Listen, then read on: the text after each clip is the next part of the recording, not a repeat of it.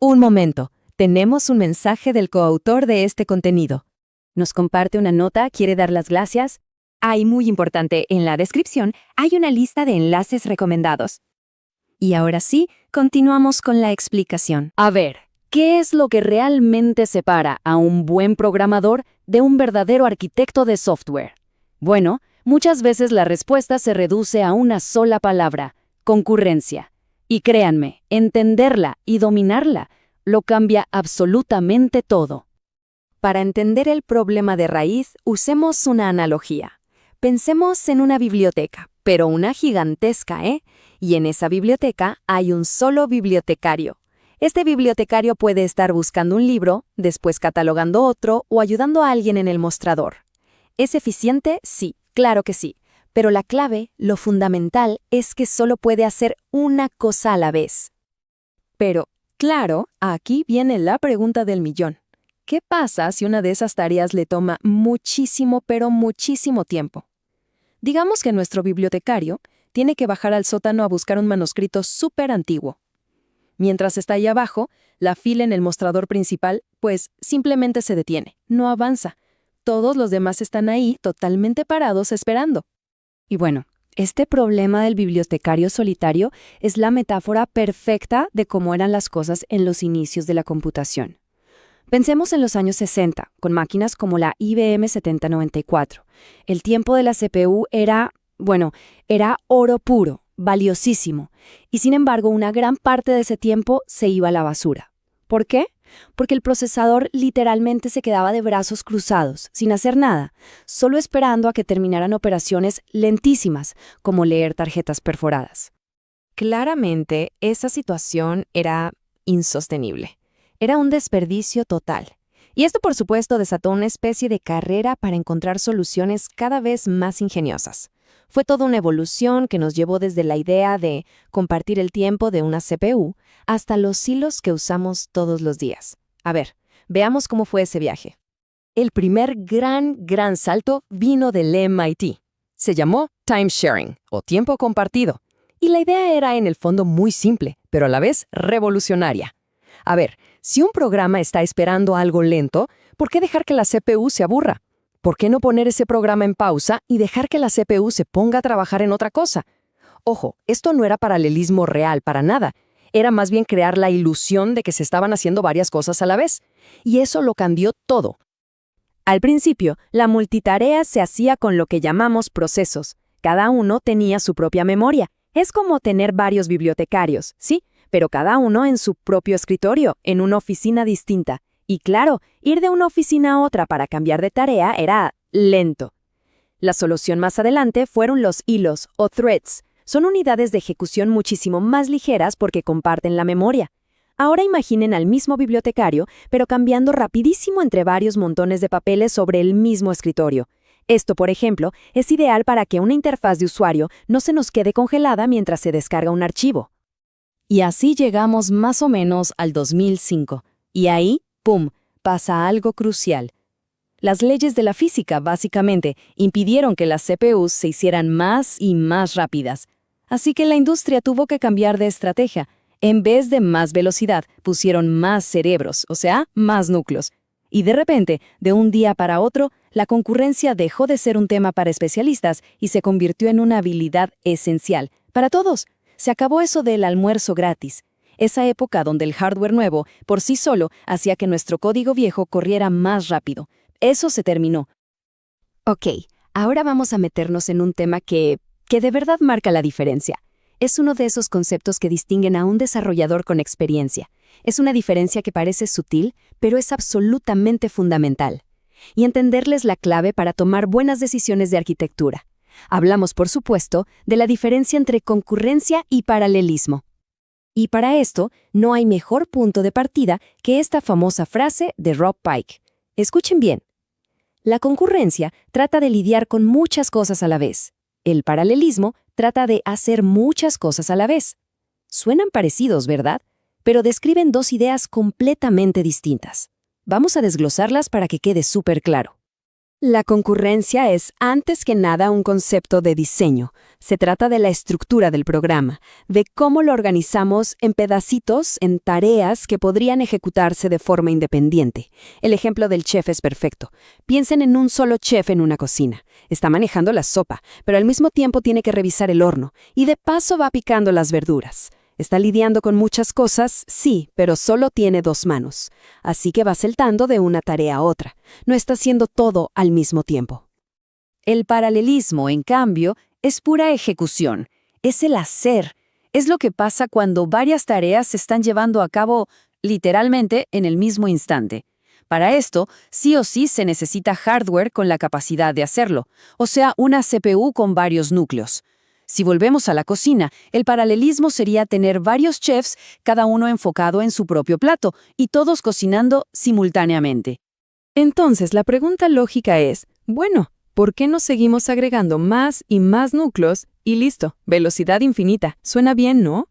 Pues no es tan fácil. Y la respuesta a por qué no funciona así nos la dio un arquitecto de computadoras llamado Gene Amdahl, allá por 1967. Resulta que hay un límite matemático. Y para entenderlo, esta analogía de construir una casa es genial. Pensemos que el 80% del trabajo, como levantar paredes, pintar, instalar cosas, lo pueden hacer un montón de obreros al mismo tiempo. No hay problema. Pero, siempre hay un pero, hay un 20% que es inherentemente secuencial. Por ejemplo, hay que sacar los permisos antes de poder empezar a construir los cimientos. Y no importa si contratamos a 1000 obreros, esa parte de los permisos siempre va a tomar lo que toma y siempre será el cuello de botella. La matemática detrás de esto es súper clara. Con ese 20% de trabajo que no se puede paralelizar, la máxima mejora de velocidad que vamos a conseguir es de 5 veces. Y punto. Da igual si tenemos 100 obreros o 1.000.000. Esa parte secuencial es la que manda, la que pone el límite final al rendimiento. Bueno, ya basta de teoría, ¿no? Vamos a llevar todo esto a la práctica. Y para eso, hablemos de uno de los lenguajes más populares que existen, Python. Porque justo aquí nos topamos con un obstáculo muy, muy particular y bastante famoso. Hablo del Global Interpreter Lock, o como se le conoce, el GIL. El GIL, para explicarlo fácil, es como un candado, un seguro, que no deja que más de un hilo ejecute código de Python al mismo tiempo dentro del mismo proceso. La analogía del cuchillo es buenísima. Imaginen una cocina con muchos chefs, pero solo hay un cuchillo mágico. Solo un chef puede usarlo a la vez, los demás tienen que esperar. Y esto, claro, nos pone en un punto de decisión súper importante como desarrolladores. Y esa decisión depende totalmente del tipo de problema que estemos tratando de resolver. A ver, ¿el programa se la pasa la mayor parte del tiempo esperando una respuesta de la red o que el disco duro termine de leer algo? Bueno, eso es una tarea ligada a I/O, a entrada y salida. O el programa está a full, haciendo cálculos pesados, procesando imágenes sin parar. Eso es una tarea ligada a la CPU. La herramienta que elijamos va a depender de dónde está el verdadero cuello de botella.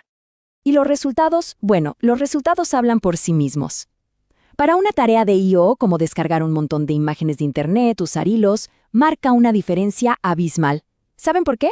Porque mientras un hilo está ahí, esperando a la red, el GIL es inteligente y dice, ok, este está esperando, le doy el paso al siguiente. ¡Genial! Pero para una tarea que exprime la CPU, como calcular números primos, los hilos no sirven de nada. Cero ventaja. ¿La culpa? Del GIL. En ese caso, la única forma de conseguir paralelismo real en Python es usando multiprocesamiento. Entender todo esto nos lleva al siguiente nivel, al panorama completo.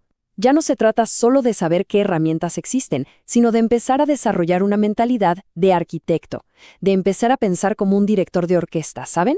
Alguien que no solo conoce cada instrumento, sino que entiende perfectamente sus limitaciones y, sobre todo, los peligros que surgen si se combinan de la manera incorrecta. Esta tabla es, básicamente, el checklist mental que un buen arquitecto repasa. Porque la pregunta nunca es ¿qué es mejor? La pregunta es ¿cuál es el balance correcto para este problema? Por un lado, los hilos son súper ligeros, la comunicación entre ellos es rapidísima, pero esa memoria compartida abre la puerta a un montón de riesgos. Por otro lado, el multiprocesamiento nos da mucha más seguridad porque todo está aislado, pero el precio a pagar es que es más pesado y la comunicación entre procesos es mucho más lenta y compleja. Todo es un trade-off. Y hablando de peligros, uno de los peores, de los más clásicos, es el interbloqueo, o deadlock. La famosa analogía de los filósofos cenando lo explica de maravilla. Imaginen esto: 5 filósofos sentados a una mesa. Entre cada uno hay un tenedor. Para comer necesitan 2 tenedores. Entonces, cada filósofo, a la vez, agarra el tenedor de su derecha. ¿Y ahora qué? Ahora cada uno necesita el tenedor de su izquierda, que lo tiene su vecino. Y como nadie suelta su tenedor, el sistema se congela. Todos se quedan esperando para siempre. Y todo esto nos lleva a la gran idea final, a la conclusión de este viaje. La verdadera maestría en concurrencia no se trata de aprenderse de memoria una librería o una API. No, va mucho más allá. Es algo bastante más profundo. El rol aquí no es el del músico que toca un solo instrumento, sino el del director de la orquesta. La máquina está esperando la batuta. Dominar la concurrencia es justamente eso. Es entender los pros y los contras. Es saber cuándo usar hilos para esas tareas de espera, cuándo sacar la artillería pesada del multiprocesamiento para los cálculos y cómo hacer que todo eso funcione en armonía. Se trata de convertir un montón de tareas sueltas en una verdadera sinfonía de ejecución, una que sea eficiente, robusta y elegante. Así que, para cerrar, queda una pregunta flotando en el aire. Si pensamos en los proyectos en los que trabajamos, ¿dónde está ese cuello de botella secuencial? ¿Cuál es esa parte del proceso que lo frena todo? Y ahora, conociendo estas herramientas y estas ideas, ¿cómo se podría orquestar de una manera completamente distinta para hacerlo mucho, mucho más eficiente? ¿Quieren seguir la conversación? Aquí les muestro cómo se puede participar. Y ahora que terminamos, la pregunta es, ¿qué sigue? Vamos a verlo. Son 3 pasos bien sencillos para sumarse a esta comunidad. Lo primero, suscribirse. Así no se pierden nada de lo que viene. Segundo, la interacción. La opinión de todos es súper valiosa para nosotros. Un me gusta o no me gusta nos dice muchísimo sobre qué funciona. Y la crítica constructiva es clave. Así es como mejoramos, todos juntos. Y tercero, dense una vuelta por la descripción para encontrar más detalles. Ahí hay enlaces y recursos muy buenos recomendados por el coautor. Ahora la decisión es suya. ¿Cuál será el primer paso?